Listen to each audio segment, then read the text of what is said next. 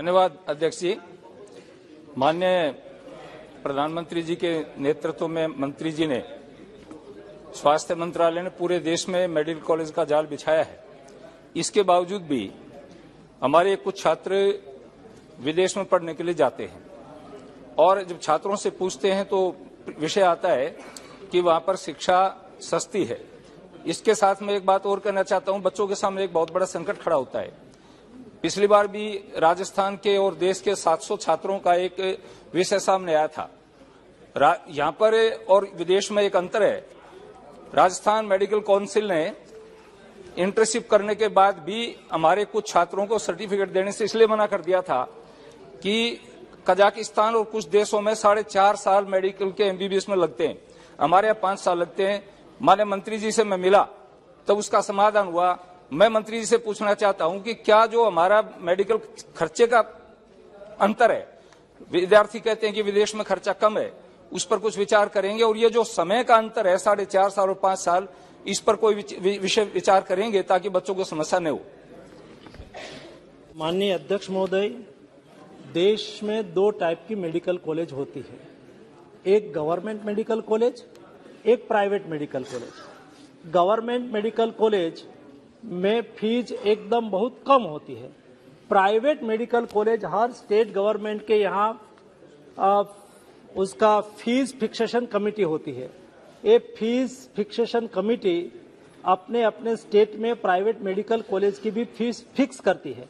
ये बात सही है कि यहाँ और कई देशों में वहाँ हमसे एजुकेशन पर लगने वाला खर्च कम है, इसलिए हमारे स्टूडेंट विदेश में भी पढ़ने के लिए जाते हैं। और इसलिए ही प्रधानमंत्री जी ने निश्चय किया कि देश में ही मेडिकल कॉलेज बढ़े, देश में ही सीटें बढ़े।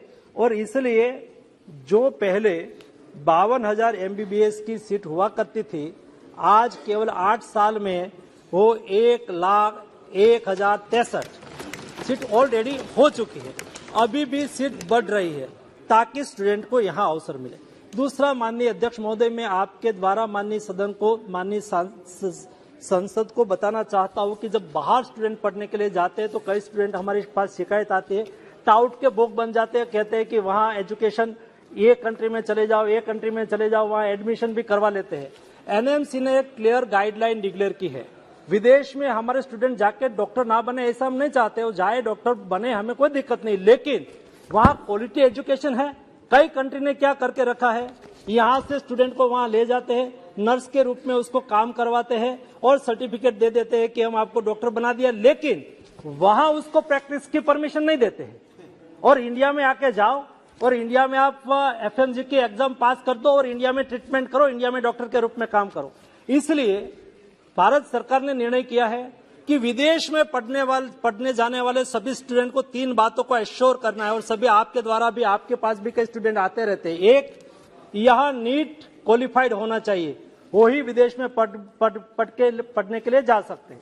दूसरा, इंडिया में 5.5 साल का कोर्स है, इंडिया इक्विवेलेंट कोर्स, दुनिया में जिस कंट्री में हो वहां ही जा सकता है। तीसरा, जिस कंट्री में जाए उसको रजिस्ट्रेशन वहां प्रैक्टिस करने का भी मिलना चाहिए। वहां उसको प्रैक्टिस करने का परमिशन मिलती नहीं है, रजिस्ट्रेशन मिलता नहीं है और उसको यहाँ इंडिया में छोड़ देते हैं, वो देश की हेल्थ के लिए ठीक नहीं है। इसलिए हमने 3 बातों को सुनिश्चित कर दिया है। इसलिए आपके अड़ोस पड़ोस में या तो as a member of parliament अब जनप्रतिनिधि है, हमारे पास वाली आते हैं कि हमें स्टूडेंट को विदेश पढ़ने के लिए भेजना है, तो क्या करना, ये 3 बाबत हम सब लोगों के संज्ञान में रहनी चाहिए। ये 3 क्राइटेरिया फुलफिल करते हैं तो विदेश में जाके पढ़े और यहाँ एफएमजी की एग्जाम पास करके हम यहाँ उसको यहाँ डॉक्टर के लिए प्रमाणित कर देंगे।